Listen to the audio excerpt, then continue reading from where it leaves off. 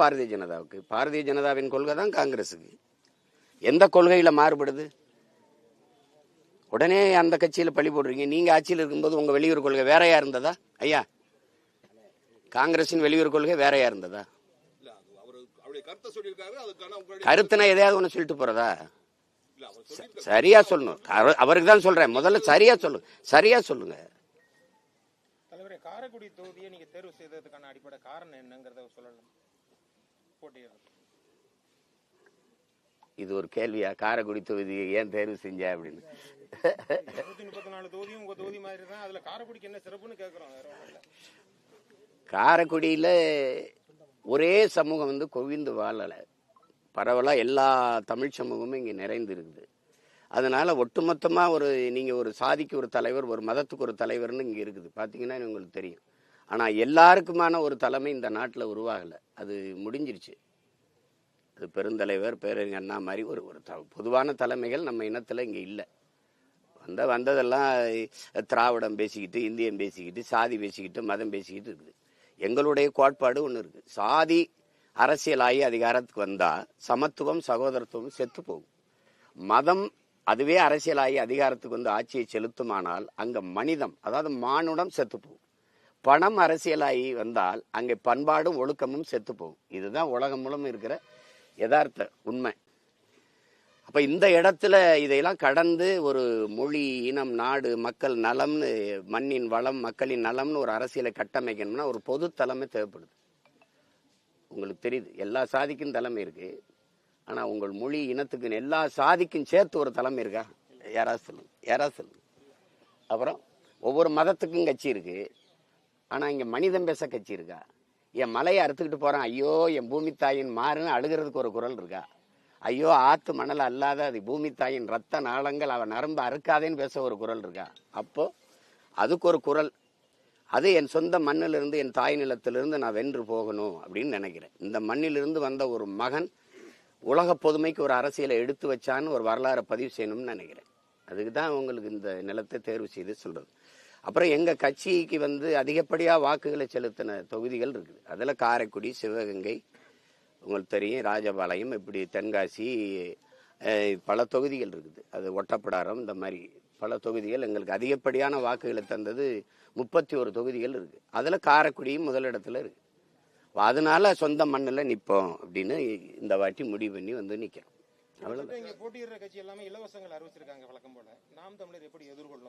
இலவசங்களை எங்க கட்சி வந்து இருக்குது. அது வந்து எப்படின்னா, ஒரு தன்மானத்துக்காக உயிரை விட்ட ஒரு இனம் இது. உங்களுக்கு தெரியும், தலை நிமிர்ந்து வாழ்ந்த ஒரு இனம். இப்ப எங்க மண்ணிலே இருக்கிற எங்க பாட்டனே எடுத்துக்கிட்டீங்க, மருதுபாண்டி, கொஞ்சம் சமரசம் செஞ்சிருந்தா அவர் ஆட்சியை நடத்தி வாழ்ந்திருக்கலாம். ஆனா மானமா உயிரா ஆட்சியான்னு பார்க்கும்போது மானத்தை விட உயிர் ஒன்றும் பெருசு இல்லை. நம்ம சரணடைஞ்சு வாழ்றதுக்கு சண்டைட்டு சாகலாம்னு போராடி தூக்குல தொங்கின பரம்பரையில வந்தவங்க நாங்க. அப்படி இருக்கும்போது இங்க வந்து தன்மானம் தான் பெருசு. அதுல வந்து ஒரு தன்மானத்தோடு வாழ்ந்து உலகத்துக்கு உணவளித்து 7 வள்ளல்களை கொண்ட பரம்பரை இது. மன்னர்களே வள்ளல்களாக இருந்தது உலக வரலாற்றுல எங்க இனத்துல தான். அப்படி இருந்து சோறு வடிச்ச தண்ணி ஆறா ஓடிச்சுங்கிறான். அப்படிப்பட்ட ஒரு பரம்பரையில வந்துட்டு ஒரு அரிசிக்கும் பருப்புக்கு வேட்டிக்கும் சேலைக்கும் 1000-500க்கு கையேந்தி நிக்கிற நிலைமையில என் இனத்தை நிறுத்தினது ஒரு தமிழ் பேரினத்தின் தன்மான இழப்பா நான் பாக்குறேன். இலவசம்ங்கிறது வளர்ச்சி கிடையாது. எந்த அறிவான மகனும் ஏற்க முடியாது. அது வீழ்ச்சி திட்டம், அது வெறும் கவர்ச்சி திட்டம், அவ்வளவுதான். இலவசத்தில் இழக்கிற பணத்தை எங்கிருந்து எடுக்கிறீங்கன்னா யாராவது பதில் சொல்ல முடியுமா பாருங்க. நான் எனக்கு வசதி வேணும்னா, எனக்கு கடன் பெறணும்னா வீட்டு அடமானம் வைக்கிறேன், அல்லது நிலத்தை அடமானம் வைக்கிறேன், சொத்து அடமானம் வைக்கிறேன்.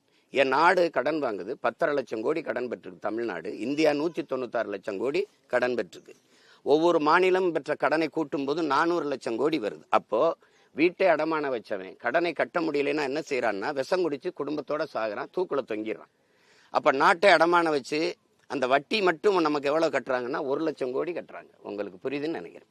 இந்த இலவசங்களில் இழக்கிறது எப்படி வருதுன்னா, மிக மிக அத்தியாவசிய தேவையான மின் கட்டணத்துல 3 முறை இந்த அரசு கட்டணத்தை உயர்த்திருக்கா இல்லையா? சொத்து வரி கூடியது.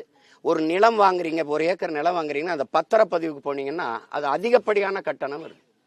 இந்த நிலத்தின் விலையை விட பத்திரப்பதிவு விலை அதிகமா இருக்கு. இப்படி அத்தியாவசிய பொருள்களின் விலையை, அரிசி, பருப்பு, உப்பு, ஊறுகாய், நெய், மோர், தயிர், பால், இதன் விலையை ஏற்றி இதை சமப்படுத்துறீங்க. இப்போ ஒரு அறிவு சமூகம் இது ஏற்குதான்னு பாருங்க.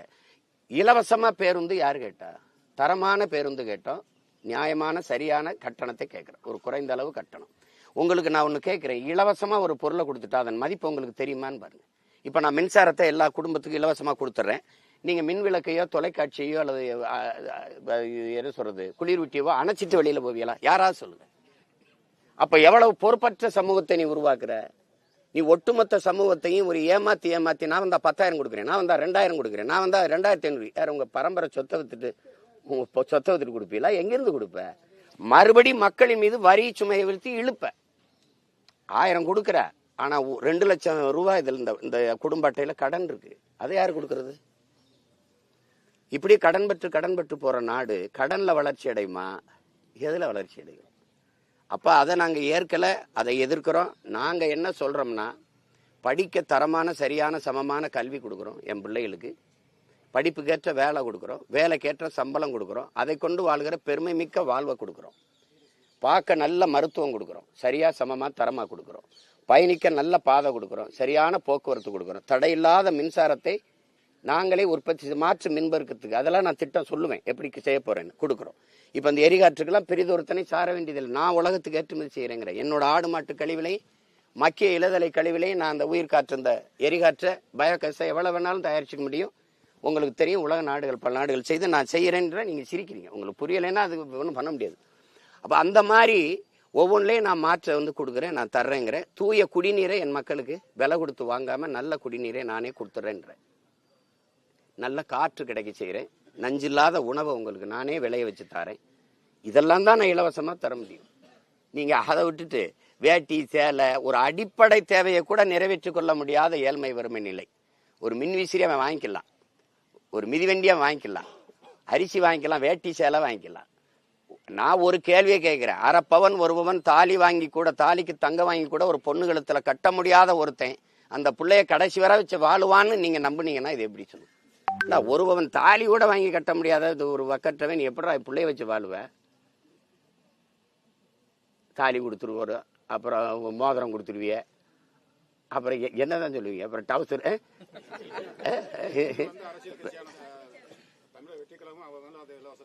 அதனாலதான் நான் மொத்தமா சொல்றேன், அதெல்லாம் உங்களுக்கு இங்க போட்டி இலவசம், இங்கிட்டு நில்லு. இலவசம் பெற வேண்டிய ஏழ்மை வறுமை நிலை இல்லாத வாழ்க்கை தரத்தை உயர்த்துவேன் உன் மகன்கிறேன். இது வேணா என் பக்கம் நில்லு. வாக்குக்கு காசு அந்த பக்கம் நில்லு.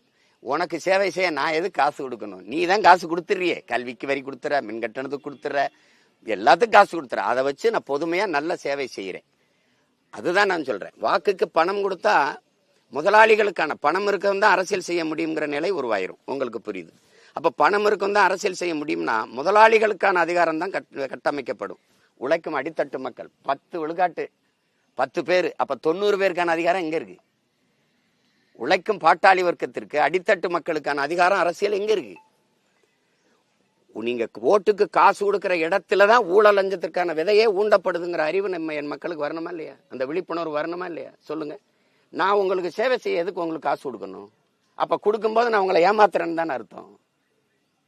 நான் எதுக்கு காசு கொடுக்குறேன்? நான் அடிச்ச கொள்ளையில உங்களுக்கு பங்கு கொடுக்குறேன், அடிக்க போற கொள்ளைக்கு அனுமதி கேட்கிறேன். இவ்வளவுதான். நம்ம ஒரு கோட்பாடு இருக்குல்ல ஐயா, நம்ம நோட்டை வாங்கிட்டு ஓட்டை போடுறோம், அவன் அந்த ஓட்டை வாங்கிட்டு நாட்டை விற்கிறான், நம்ம நோட்டை வாங்கிட்டு ஓட்டை விற்கிறோம். இவ்வளவுதான் நடக்குது, தொடர்ந்து நடக்குது. வாக்காளர்கள் யாரு அதிக இலவச வாக்குறுதி கொடுக்குறாலும் அவ்வளவு ஆபத்து தானே சார் வாக்கு செலுத்துறாங்க. அதுதான் அதை மாத்தணும். நீங்க அப்படி பேச, நீங்க மாறிக்கொண்டு நீங்க அப்படி ஒட்டுமொத்தமா தம்பி, ஒட்டுமொத்தமா நீங்க அப்படி மக்கள் மீது பழியை போடுறதுன்னு நிறுத்தணும். உங்களை மாதிரி ஊடகவியலாளருக்கு பெரிய பங்கு இருக்கு இதை சரி பண்றதுக்கு. எப்படின்னா, ஒரு எளிய பிள்ளைகள் வாக்குக்கு ₹1 காசு கூட கொடுக்காம 36 லட்சம் வாக்கை போட்டு 3வது பெரிய கட்சியாக்கி தனித்து நின்ன எங்களை அங்கீகாரம் பெற்ற, அது முழு இசை பெற்ற ஒரு கட்சியா உயர்த்திருக்காங்கன்னா, அப்ப அந்த மக்களுக்கு நீங்க எல்லாரும் காசு கொடுத்தீங்க, அதுலயும் என்னைய தேடி வாக்கு செலுத்தினாங்க. 3வது பெட்டியில இருந்த என் மைக்கு சின்னம் ஒரு புது சின்னத்தை தேடி எப்படி போட்டாங்கன்னு நினைக்கிறீங்க? இந்தியாவை யார் ஆள்றதுல நான் பாரத பிரதமரா, நாட்டின் பிரதம வேட்பாளரா? அப்ப அதுல என்னை தேடி இருக்காங்கன்னா என் மக்களுக்கு வேற ஒண்ணு தேடுதல் இருக்கு. நல்ல அரசியல் வேணும், நல்ல ஆட்சி வேணும், இதெல்லாம் மாறணுங்க. என்ன இருக்குல்ல, உயர் தம்பி. 4.5 லட்சம் வாக்குல இருந்து 36 லட்சமா வாக்கு வருது. உயர்றதா இல்ல குறையிறதா தம்பி? 2016 எனக்கு 4.5 லட்சம், 2024 36 லட்சம். அது இந்தியாவை யாரும் ஆள்றது இல்லை. அப்ப வளருதா அது குறையுதா? வளருது. ஆ, அந்த ஆட்சி அதிகாரத்துக்கு உண்டான வளர்ச்சி கொஞ்சம் கொஞ்சமா தான் மாறும், கொஞ்சம் கொஞ்சமா தான் மாறும். இது புறையோடி போன புற்று ஒரே நாள்ல குணமாகாது. அதை மாத்தணும்னா நான் ஒருத்த மாத்த முடியாது, நீங்களும் செய்யணும் அந்த கடமை. உங்களுக்கு ஒரு ஆதங்கம் இருக்கா? அப்ப அந்த ஆதங்கத்தை நீங்களும் பாடுபடணும், நானும் பாடுபடணும், இவரும் பாடுபடணும். அப்ப இது யாரோவுடைய பொறுப்புன்னு நீங்க விலகி போறது பொறுப்பற்ற செயல். மார்ச் 10 வந்து எலெக்ஷன் தேதி அறிவிக்கிறேன்னு சொல்லி மாதிரி இருந்துச்சு. ஆனா பட் இப்ப வந்து தேர்தல் அறிவிக்கிற தேதி வந்து தள்ளி போகுது அப்படிங்கிறது நாங்களே கேட்கிறோம். ஏன்னா இப்ப எரிபொருள் தட்டுப்பாடு இருக்குது, எரிகாற்று உருளைக்கு தட்டுப்பாடு இருக்குது. அப்ப அதுல வந்து பள்ளி கல்லூரி எல்லாம் விடுமுறை விட வேண்டியிருக்கு. தங்கி படிக்கிற மாணவர்களுக்கு உணவு கொடுக்க முடியல. பெரும் பெரும் உணவு நிறுவனங்கள்லாம் மூடுறாங்க. இப்ப இந்த மாதிரி சூழல்ல எங்களுக்கு எரிபொருள் இல்லைன்னா ஒரு இடத்துல இருந்து இன்னொரு இடத்துக்கு இடம் பெயர்றது ரொம்ப கடினம், உங்களுக்கு தெரியும். அப்ப மிதிவண்டியில தான் நாங்க போய் சைக்கிள்ல தான் போய் வாக்கு கேட்கணும். அப்ப எல்லாமே வந்து அதை வச்சுதான் இயங்க வேண்டியது இருக்கு. அப்படின்னா நீங்க இந்த ஒண்ணு தலையிட்டு பல்லாதிக்க பெரு இந்திய துணைக்கண்டம், ரஷ்யா, சீனா போன்ற பெருநாடுகள்லாம் போய் தலையிட்டு இந்த போரை நிறுத்தி ஒரு அமைதியான சூழலுக்கு கொண்டு வரணும். இல்லைன்னா மறுபடி கொரோனா நேரத்துல வந்த ஒரு நெருக்கடி எல்லா நாடுகளுக்கும் வந்துடும். பெட்ரோல் டீசல் என்ன விண்ணூர்தியும் பறக்காது, பேருந்தும் ஓடாது, யாரும் வீட்டுல தான் இருக்கணும், சைக்கிள் ஓட்டிட்டு தான் தெரியணும். அப்புறம் தள்ளி வைக்கணும். அந்த ஒரு சரியான சூழல் வர்ற வரை கொஞ்சம் காத்திருந்து பண்ணணும். இல்லைன்னா ரொம்ப நெருக்கடி ஆயிரும், ரொம்ப கஷ்டமாயிரும். உங்களுடைய பயணிச்ச அந்த காளியாமல வந்து இன்னைக்கு வந்து ஒரு தமிழருடைய தலைமையில நான் போய் இணைஞ்சிருக்கேன் அப்படின்ற ஒரு பேட்டி கொடுத்துருக்காங்க. அதை பத்தி எப்படி பாக்குறீங்க? அது நம்ம தங்கச்சி, நம்ம வளர்த்த பிள்ளை, நம்ம தங்கச்சி நல்லா வரணும்னு தான் நம்ம கொண்டு வந்தோம். என் தங்கச்சி எங்க இருந்தாலும் நல்லா இருக்கும், நல்லா இருக்கணும். அது எங்களுடைய அது வாழ்த்துக்கள், என்னோட தங்கைக்கு வாழ்த்து. நாம் தமிழர் அப்படின்ற இயக்கத்துல தான் உங்களுடைய அந்த கொள்கையை பிடிச்சுதான் உங்களுடைய கூட நான் பயணிச்சேன். இல்ல அதுவே சொல்லுது பாருங்க இல்ல நீங்க தவறா சொல்றீங்க. என் தங்கச்சியே சொல்லுது பாருங்க பேட்டில, நான் என்னோட சேர்றதுக்கு முன்னாடி 2010 அதிமுக மகளிர் பொறுப்புல இருந்தேன்னு சொல்லுது. அப்ப அங்க இருந்துதான் எங்க கிட்ட வந்திருக்கு. உங்களுக்கு புரியுதுன்னு நினைக்கிறேன். எது பிடிக்காம அது திரும்பி போனாங்க? உங்களுடைய அந்த தமிழர் கொள்கை நீங்க எல்லாமே நாட்டுக்கு நல்லதுதான், மக்களுக்கு நல்லதான் நினைக்கிறீங்க, பேசுறீங்க, அதோட தான் பயணிச்சுக்கிட்டு இருந்தாங்க. திடீர்னு அவங்க மனமாற்றம் வந்ததுக்கு என்ன காரணம்? அது நீங்க அவங்க கிட்ட தான் கேட்கணும். என்டிஏ கூட்டணியில சேர்றதுக்காக நாங்க விஜய்க்கு வந்து மத்திய அரசு நெருக்கடி கொடுக்குது அப்படிங்கிற ஒரு கருத்து நிலவுது. அது அந்த மாதிரி எதுவும் உங்க கருத்துல? அது அவங்கவுங்க முடிவு எடுக்கணும். எனக்கு கொடுக்காத நெருக்கடியில இந்த அரசுகள் கொடுத்துருக்கு மற்றவங்களுக்கு நினைக்கிறீங்களா? என் மேல எவ்வளவு வழக்கு இருக்குன்னு நினைக்கிறீங்க? எவ்வளவு வழக்கு இருக்குன்னு சொல்லுங்க. 260 வழக்கு இருக்கு. நான் ஏறாத நீதிமன்ற படிக்கட்டு கிடையாது, நான் போகாத சிறைன்னு ஒன்றும் கிடையாது. ரெண்டாவது, அரசியல் கட்சிகள்ல என் மேலதான், எங்க கட்சி பிள்ளைகள் மேலதான் எண்ணெய் ஏவப்பட்டிருக்கு. திடீர்னு என் சின்னத்தை எடுத்து மிரட்டும், என்னென்னவோ செய்யும். அது நீங்க எடுத்துக்கிற முடிவு தான். ஒரு நேர்மையாளனுக்கு மட்டும்தான் திமிரும் துணிவும் வரும். நாம இருந்தோம்னா எதுக்கும் பயப்பட வேண்டியதில்லை, என்ன வேணாலும் பண்ணு பாப்போம், அவ்வளவுதானே. சிறையில போடுவ, தூக்கில போட முடியாதுல்ல, அதுக்கு பயப்படாம இருக்கணும். மிரட்டுது உருட்டுது அதுக்கெல்லாம் பயந்தா இந்த வேலைக்கு வரக்கூடாது.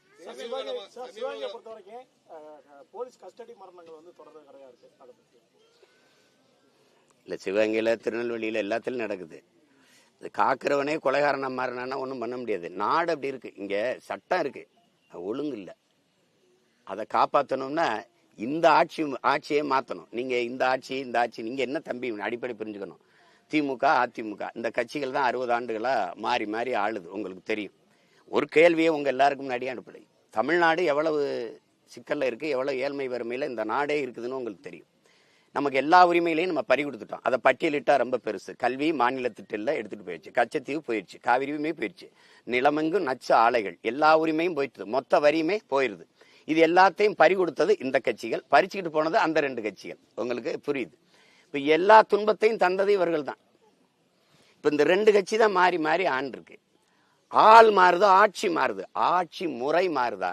இவங்க வந்தாலும் சாராயம் இருக்குது, இவங்க வந்தாலும் சாராயம் இருக்குது, இவங்க வந்தாலும் ஊழல் லஞ்சம் இருக்குது, இவங்க வந்தாலும் ஊழல் லஞ்சம் இருக்குது, இவங்க வந்தாலும் மலையை வெட்டுவாங்க, இவங்க வந்தாலும் வெட்டுவாங்க, இவங்க வந்தாலும் கையெழுத்து போடுற கமிஷன் கேட்பாங்க, இவங்க வந்தாலும் வேலையா காசு, பணியிட மாற்றமா காசு, பணி உயர்வா காசு, உங்களுக்கு தெரியும்.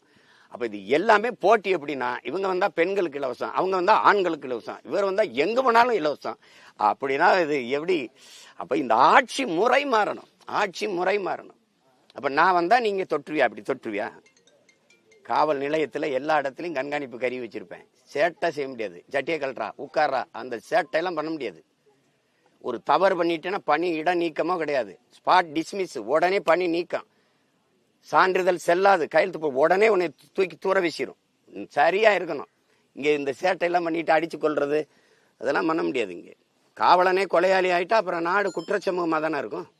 சார் 5 வருஷம் ஆண்ட கட்சி 24 கட்சி கூட்டணியோட வருது சார், எப்படி பாக்குறீங்க நீங்க? நான் வீரன், தனித்து நிற்க, இந்த பாருங்க கூட்டத்தோடு நிற்க யாருக்கும் வீரமோ துணிவோ தேவையில்லை. தனிச்சு நிற்கத்தான் வீரமும் துணிவும் தேவைப்படுது. நாங்கள் வீரர்கள் தனித்து நிற்கிறோம். நாங்கள் மக்களை முழுமையாக நம்புகிறோம். அவங்க கட்சி தலைவர்களை நம்புறாங்க. நாங்கள் மக்களை நம்புகிறோம். மக்களோடு மக்களுக்காக நிற்கிறோம். நேத்து வந்து விஜயமே அதான் சொல்றாரு, நாங்க தனிச்சு நிக்கிறோம் அப்படின்னு விஜய் சொல்லியிருக்காரு. அதை எப்படி பாக்குறீங்க? அவர் தனிச்சு நிக்கிறேன்னு சொல்லலையே, எல்லாரையும் கூப்பிட்டு பார்த்தாரு, ஆட்சியில பங்குதாரம்னு வரல, தனித்து விடப்பட்டாரு, நிக்கிறாரு. ஆமாவா இல்லை? நான் வந்ததுல 2010 கட்சி தொடங்கும் போது இந்திய கட்சிகள் திராவிட கட்சிகளோடு கூட்டில் தேர்தல் உடன்பாடு இல்லைன்னு அறிவிச்சேன். இன்று வரை நிக்கிறேன். நான் யார்கிட்டயாவது பேசினேன்னா, என்னைய கூப்பிட்டாங்க, யார்கிட்டயாவது போனேன்னா எனக்கு பேசாத பேரம் இருக்கும்னு நினைக்கிறீங்களா?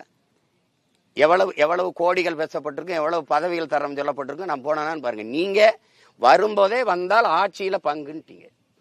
முதல்ல கட்சி ஆரம்பிக்கும் போதே சொல்லிட்டீங்க. ரொம்ப நாள் காத்திருந்தீங்க, காங்கிரஸை எதிர்பார்த்திருந்தீங்க, பல கட்சிகளை எதிர்பார்த்திருந்தீங்க, யாரும் வரல.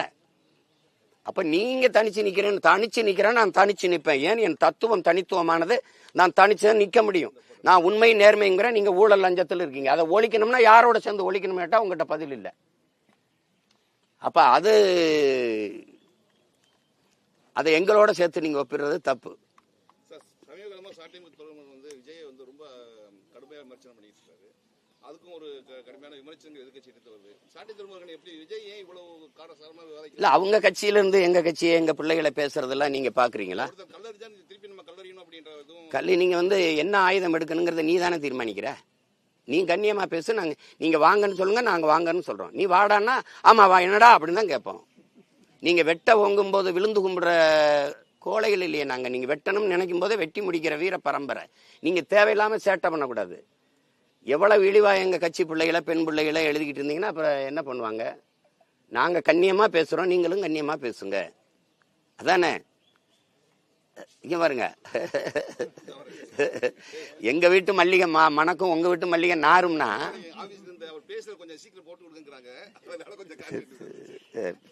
அவ்வளவு அவசரமா? சிறுமிகள் வந்து பாலியல் வன்கொடுமை, கொலை பண்றது, இது மாதிரி இப்ப அடிக்கடி நடக்குது. அதை பத்தி உங்களுடைய கருத்து என்ன? நாம் தமிழர் கட்சி ஆட்சிக்கு வந்தால் அந்த சிறுமிகளுக்கு என்ன மாதிரி பாதுகாப்பு? நீங்க பாதுகாப்பெல்லாம் கேட்க, சின்ன குழந்தைகளுக்கு பாதுகாப்பு, பெண்களுக்கு பாதுகாப்பு, ஆண்களுக்கு பாதுகாப்புல ஒட்டுமொத்தமா என் நாட்டு குடிகளுக்கு பாதுகாப்பு. இஸ்லாமியர்களுக்கு தனி பாதுகாப்பு, கிறிஸ்தவருக்கு தனி, இந்துக்கு தனின்னு ஒட்டுமொத்தமா நாட்டையே ஒரு காவலன் போல இருந்து பாதுகாக்கிறதா நாட்டு பாதுகாப்பு தான். அதுல எல்லாத்துக்கும் பாதுகாப்பு தான். என் குழந்தையெல்லாம் நான் ஆட்சியில் இருக்கும்போது நீ தொட்டுட்டு தப்பிக்க முடியாது. உனக்கு புரியுதா? நீ உன்னை மாதிரி உள்ள வச்சு 90 நாள்ல சாட்சி இல்லை, அது இல்லைன்னு வெளியில வந்தெல்லாம் இல்லை. என் குழந்தைய நீ கொன்னின்னு அந்த மாதிரி வன்புணர்வு செஞ்சு அதை புதைக்கிறதுக்கு முன்னாடி உன்னை புதைச்சிட்டு தான் வந்து நான் புதைக்கவே சொல்லுவேன். 4 பேரை போட்டேன்னா நீ உனக்கு என்ன வருமானு பாரு. எங்களுடைய ஆட்சி முறையில வந்து எங்களுடைய கொள்கை வந்து எந்த குற்றத்துக்கும் மரணம் தண்டனையாக இருக்கக்கூடாது. ஆனா இந்த குற்றத்துக்கு மரணத்தை தவிர வேற தண்டனை இல்லைங்கிறதா எங்க நிலைப்பாடு. அதனால இது கடும் சட்டங்கள் மூலமா தான் அதை ஒழுங்கு பண்ணணும். உங்களுக்கு புரியுதா? இப்போ அது அரபு நாடுகள் போல, அரபு நாடுகளில் இது போல குற்றம் நிகழாது. இங்கே நமக்கு வந்து அப்படி இருக்கு. அது என்ன பண்றது சொல்லுங்க? பொள்ளாச்சி பாலியல் வன்புணர்வு கொடுமைக்கு மட்டும் என்ன நடந்தது? இந்த அண்ணா பல்கலைக்கழகத்துக்கு மட்டும் என்ன நடந்தது? எல்லாம் ஒரு 90 நாள், அது அதிகபட்சம் போனால் 6 மாதம் 7 மாதத்துல ஒரு ஆண்டுல வெளியில வந்துட முடியுங்கிறதுனால அது தொடர்ந்து அந்த குற்றங்கள் நிகழுது. நாட்டை வந்து நிறைய ஒரு போதை கலாச்சாரத்துக்குள்ள கொண்டு வந்துட்டு நிறைந்த போதையா இருக்கு. ஒன்று திடப்போதை, திரவப்போதை, கஞ்சா, கொக்கைன்னு, அவின்னு, அல்லது சாராயம், இதெல்லாம் உங்களுக்கு தெரியுது. போதையில வச்சுட்டு நீங்க சட்டம் ஒழுங்கும், பெண்கள் பாதுகாப்பு அதெல்லாம் பேசிக்கிட்டு இருக்கிறது, திருட்டு கொலை இதெல்லாம் பேசிட்டு இருக்கிறது ரொம்ப வேடிக்கையானது. எல்லா குற்றவாளியும் எடுத்து பாருங்க, போதையில இருந்திருப்பான். நீங்க என்ன பாருங்க. ஏன்னா 6 வயசு குழந்தையை வன்புணர்வு செய்து கொள்ற மனநிலைங்கிறது சாதாரண மனித மனநிலை இல்லையே. அது அது எப்படி இருக்குது அது? அப்ப அது அந்த கோர சிந்தனை வந்து ரொம்ப ஆபத்தானது. இதை முற்று வைக்கல அப்படின்னா அது சரியா வராது. இப்ப அஜித்குமார் கொலை வழக்கு வந்து அது திட்டமிட்டு, அதாவது பொய் புகார் கொடுத்து நடந்த அது ஒரு லாக்அப் எடுத்தது. இப்ப ஆகாசு வந்து அந்த இது வந்து போலீஸ் சாதாரணமா நம்ம கிடக்குறோம். ஒரு உயிர் போயிடுச்சு, எவ்வளவு கொடுமையா அடிச்சு சிறுக அந்த உயிர் பிதுங்கி வெளியேறி இருக்குங்கிற அந்த துயரத்தை நம்ம பார்க்கணும். இதெல்லாம் ஒரு பொறுப்பற்ற ஒரு அதிகாரத்தில் இருக்கிற ஒரு காவல்துறை அதிகாரிகள் நாட்டையும் மக்களையும் பாதுகாக்கிற உயர்ந்த பொறுப்பில் இருக்கிறவங்க செய்யும்போது எப்படி இந்த இந்த இந்த சட்டமும் இந்த காவலும் நம்மளை பாதுகாக்குங்கிற நம்பிக்கை எப்படி வரும்? நீதிமன்றம் சொன்ன பிறகு, விசாரிச்சு சொன்ன பிறகு வருத்தம் தெரிவிச்சா முடிஞ்சு போச்சு. அந்த உயிர் வருமா திருப்பி? இழப்பு தானே. அப்ப அதெல்லாம் ரொம்ப தவறா இருக்குது. இப்ப அண்மையில நடந்த மானாமரில் நடந்த கொலையே பாருங்க, அது எப்படின்னு பாருங்க. அடிச்சா காலை அடிச்சு உடைக்கிறதுன்னு இது ஒரு கணக்கு வச்சிருக்கு. எப்ப பார்த்தாலும் கால் தான் உடையும், கை உடையும். அரசு இதை ஒன்றும் கண்டுக்கிற மாதிரி தெரியலையே. காவல்துறை யார் கையில் இருக்கு? அவர் இதை பத்தி பதில் சொல்ல. நீங்க என்கிட்ட தான் உட்காந்து கேட்குறீங்க. குற்றவாளிகளுக்கு வந்து போதிய தண்டனை கொடுக்கறதுக்கு போதிய சட்டம் ஒழுங்கா இல்ல. அதனால ஒரு சில சட்டம் இருக்கு, சட்டம் இல்லைன்னா சொல்லாதீங்க. சட்டம் இருக்கு, ஒழுங்கு இல்லை. ஈஸியா வெளியே வந்து தப்பிச்சு அதுதான் அதைதான் சொல்லிட்டு இருக்கேன். அது தொடர்ந்து இப்போ ஒரு 9 வயசு 7 வயசு சிறுமியே ஆசினியை கற்பழிச்சு கொன்னார் ஒரு தம்பி. நீங்க பார்த்துருப்பீங்க. அவரு 90 நாள்ல வெளியில வந்துட்டாரு, 30 நாளே வெளியில வந்துட்டாரு. நான் போய் அந்த வீட்டுல துயரம் கேட்டேன். எரிச்சு கொண்டு விட்டாரு, வன்புணர்வு செஞ்சு. அப்ப திருப்பி அந்த அம்மா, அவர் வந்து அவங்க அம்மாவை கொண்டுட்டாரு. திருப்பி போய் விடுதலையாகி வெளியில வந்துட்டாரு. இப்ப வெளியில தான் இருக்காரு. அப்போ இந்த இந்த இவர் எப்படி எடுத்துக்கிறது? அந்த வயதை ஒத்த இளைஞர்களுக்கு என்ன சிந்தனை வரும்? அது ஒன்றும் இல்லடா அப்படின்னு. அதுதான் நீங்க திரும்ப திரும்ப சொல்றேனே, ஒழுங்கு இல்ல, அறம் சார்ந்த ஆட்சி இல்ல. நாம் தமிழரோட தேர்தல் அறிக்கை எதை மையமா வச்சு ஒரு மாநில அளவுல தேர்தல் அறிக்கை நான் கொடுக்கறது இல்லையே. தேர்தல் அறிக்கை கொடுக்கறது இல்லை. ஏன்னா ரொம்ப நாள் அவங்க அறிக்கை கொடுத்து எங்க முதுவை சொரிஞ்சு விட்டுட்டு இருக்காங்க. அது இல்லை. நாங்க ஆட்சி எப்படி நடத்துவோம்ங்கிறத, எங்க ஆட்சி எப்படி இருக்கும். இப்ப நான் இல்லைன்னா நீங்க கூட ஆளலாம், என் பிள்ளைங்க எடுத்து ஆளலாம். ஏன்னா அது வந்து ஒரு பைபிள், பகவத்கீதை, குர்ஆன் மாதிரி, ஒரு திருக்குறள் மாதிரி. அது ஒரு புத்தகம். அது எப்படின்னா ஒரு இது மாதிரி இருக்கும், கல்வெட்டு மாதிரி இருக்கும். கல்வினா இப்படி கொடுக்கணும், மருத்துவம்னா இப்படி கொடுக்கணும், நீர்னா இப்படி சேமிக்கணும். ஏன்னா பண்டைய காலத்திலிருந்து என் முன்னோர்கள் எப்படி ஆட்சி நடத்தினாங்களோ அதையெல்லாம் எடுத்து, உலக நாடுகள்லாம் எப்படி ஆட்சி நடத்துதோ அதையெல்லாம் எடுத்து ஒரு இவ்வளவு பெரிய புத்தகமா நான் வெளியிட்டிருக்கேன். பண்ணது யாரும் படிக்கல. இந்த வாட்டியும் வெளியிடுவேன். அதையும் யாரும் படிக்க மாட்டாங்க. ஆனா படிக்கிற பழக்கம் இல்லை. அதனால படம் பார்த்து கெட்டு போன சமூகங்கிறதுனால படம் போட்டு காட்டுறேன். எப்படி போட்டு காட்டுறேன்? நம்ம ஆட்சியில எப்படி பள்ளிக்கூடம் இருக்கு, நம்ம ஆட்சியில எப்படி மருத்துவமனை இருக்கு, நம்ம ஆட்சியில நம்ம எப்படி வேளாண்மையை வளர்க்கிறோம், தற்சார்பு, பசுமை, தாய்மை, பொருளாதாரம்னு சொல்றேனே, அதுனா என்ன? இப்ப நீங்க எரிகாற்று உருளைக்கு இவர் கேட்டாரு. அவன் அடுத்த நாட்டை சாராம நாம எப்படி இதுல உற்பத்தி செஞ்சு தன்னிறைவு அடைகிறோம், அப்படி எப்படி பண்றோம் பாருங்க. இதை எந்த நாடு பண்ணுது? இந்த பாருங்க, இந்த நாடு பண்ணுது. அப்படி போட்டு காட்டுறேன். சார், இந்த காரைக்குடி தொகுதியில நீங்க பிரதான பிரச்சனை நிறைய கேள்விப்பட்டிருப்பீங்க. இதுல நிறைய அமைச்சர், நிறைய பிரபல அரசியல்வாதிகள் இங்க இருந்திருக்காங்க. இந்த தொகுதிக்கு எதுவுமே பண்ணது இல்ல. அவங்க பிரபலமா இருந்தாங்க. பிரச்சனை தீர்ந்ததா?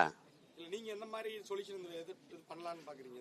நான் குறை கேட்க வரல, குறை தீர்க்க வந்திருக்கேன். அதனால எந்த மாதிரினா, நீங்க எந்த மாதிரினா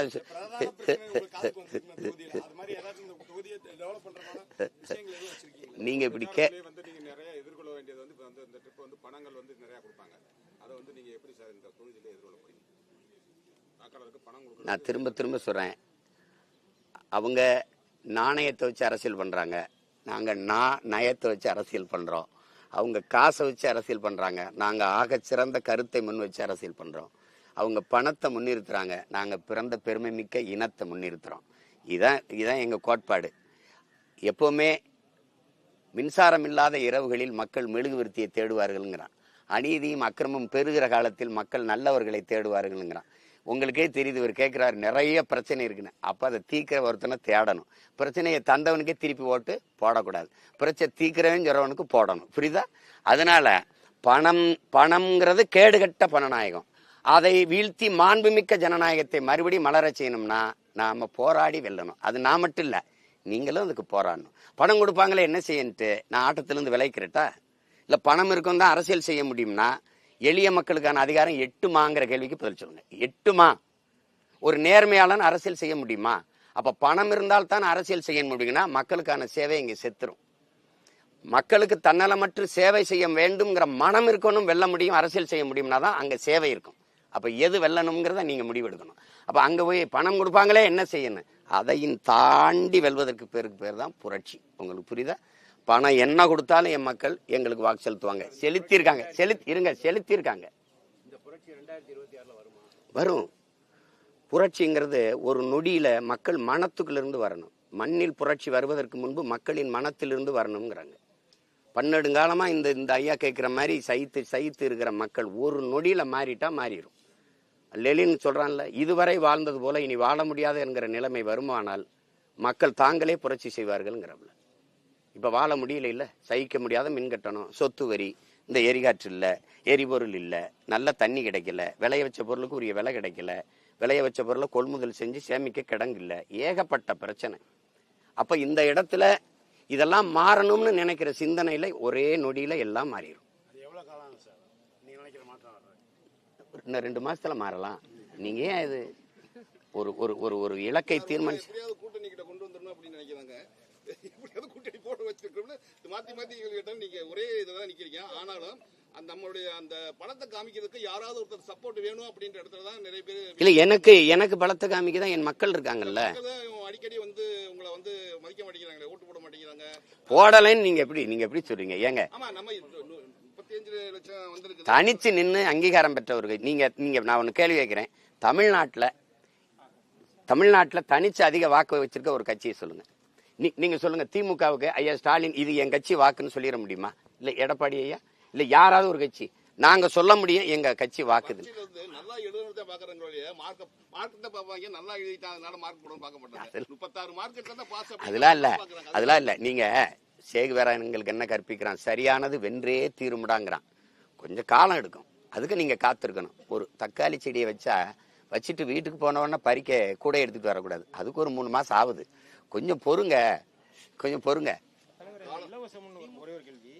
இலவசம் கொடுக்கறத ஆட்சியாளர்கள் கொள்ளையடிச்சதை கொடுக்குறாங்கன்னு மக்கள் நம்புறாங்க.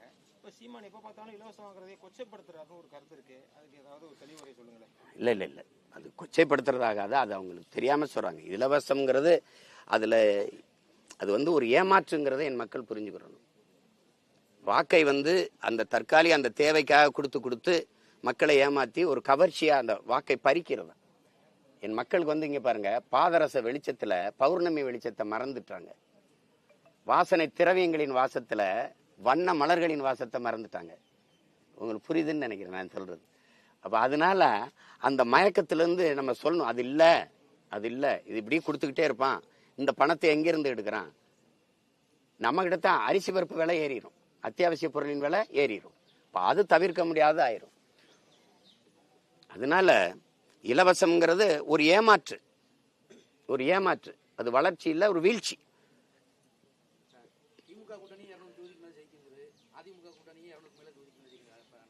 நாங்கெல்லாம் அந்த 34 தொகுதிக்கு தான் போட்டிடுறோம்.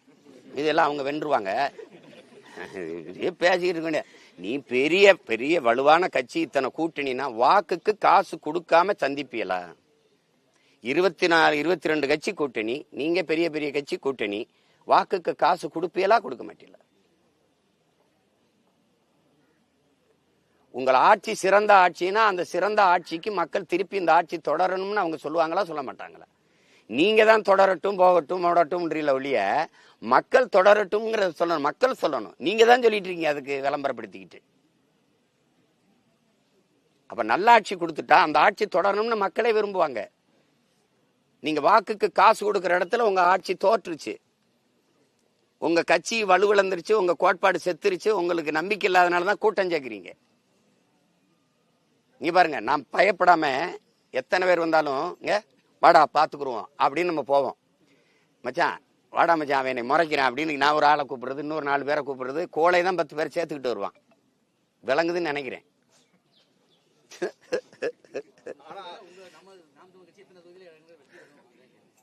நீங்க நான் சொல்றேன் 234 வெல்லுவேன், இல்ல ஒரு 500 கூட கொடுங்களேன், வெல்லுவோம் சொல்லிட்டு என்ன இவங்க இதுல எல்லாருமே இங்க பாருங்க, எல்லாருமே வெல்லணும் தான் நினைக்கிறாங்க. நாங்க இங்க பாருங்க எப்படின்னா,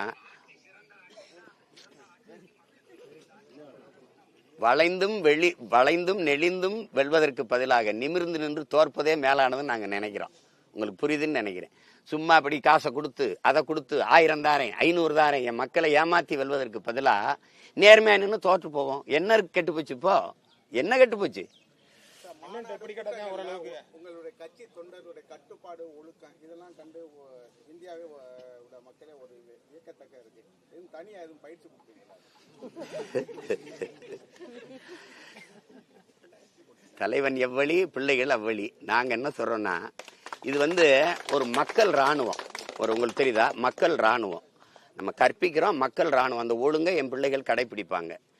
நாங்க மாசத்துக்கு எங்களுக்கு என்ன சொல்றாரு, நமக்கு மக்களுக்கென்று ஒரு படை இல்லை என்றால் மக்களுக்கென்று எதுவும் இல்லைன்னு. என் மக்களுக்கு இப்ப எதுவும் இல்லை, அதுக்கு ஒரு படை தேவைப்படுது. அதுதான் இந்த படை. இது என் மக்களுக்கான படை. அது ஒரு ஒழுங்கு. இங்க இருக்கிறது யாரு, என் தங்கச்சி. இங்க இருக்கிறது யாரு, எங்க அம்மா. இங்க இருக்கிறது எங்க அக்கா. இது எங்க அப்பா. இது பெரியப்பான்னு நினைக்கும். எங்க கட்சியில பாருங்க, தலைவர்கள் தொண்டர்கள் என்று யாரும் இருக்க மாட்டாங்க. சித்தப்பா, பெரியப்பா, மாமா. என்ன யாராவது தலைவர்னு கூப்பிட்டு பாத்திருக்கீங்களா? ஒன்னு அண்ணான்னு கூப்பிடுவாங்க, இல்ல பெரியப்பான்னு கூப்பிடுவாங்க, இல்ல அப்பான்னு கூப்பிடுவாங்க, இல்ல சித்தப்பான்னு கூப்பிடுவாங்க, இல்லைன்னா மாமான்னு கூப்பிடுவாங்க. இப்படிதான் இருக்கும். நாங்க ஒரு உறவு பிணைப்புக்குள்ள பின்னி வாழ்கிற ஒரு தேசிய இனத்தின் அரசியல் பெருங்குடும்பம். அதனால அந்த கட்டுப்பாடு இருக்கு. உங்களோட நடைமுறைகள் தாவேகா பின்பற்ற மாதிரி இருக்கு. அது அண்ணனை தம்பி பின்பற்றுறது தவறு ஒன்றும் இல்லையே. அவர் நல்லா பின்பற்றணும்னு தான் சொல்றோம். வேற மறுபடியும் சந்திப்பேன். அடிக்கடி தான் வருவேன்ல, இங்கதானே இருப்பேன். பொறுப்பாளர் யாரும் பத்திரிகை துறைக்கு யாராவது ஒரு பொறுப்பாளர் யாரும் கொடுத்துட்டீங்கன்னா அவங்களை தொடர்பு இங்க இருக்காப்ல, தம்பி இருக்காப்ல. இங்க பொறுப்பாளர் உங்களுக்கு வருவாங்க. தொடர்பு என்ன கொடுத்துட்டீங்கன்னா நாங்க அடிக்கடி ராமஜெயம் இருக்கா, தம்பி இருக்கான், வருவான். கொடுத்துருவாப்ல. அடிக்கடி தொடர்பு கொள்ள முடியாது. இல்ல ஆள் இருக்கு. நாங்களே வருவான் உங்களை தேடி தொடர்புக்கு. ரொம்ப நன்றி, வணக்கம். ரொம்ப நன்றி. தாய்மாமன் எதிர்பார்க்கலாம் தமிழ்நாடு.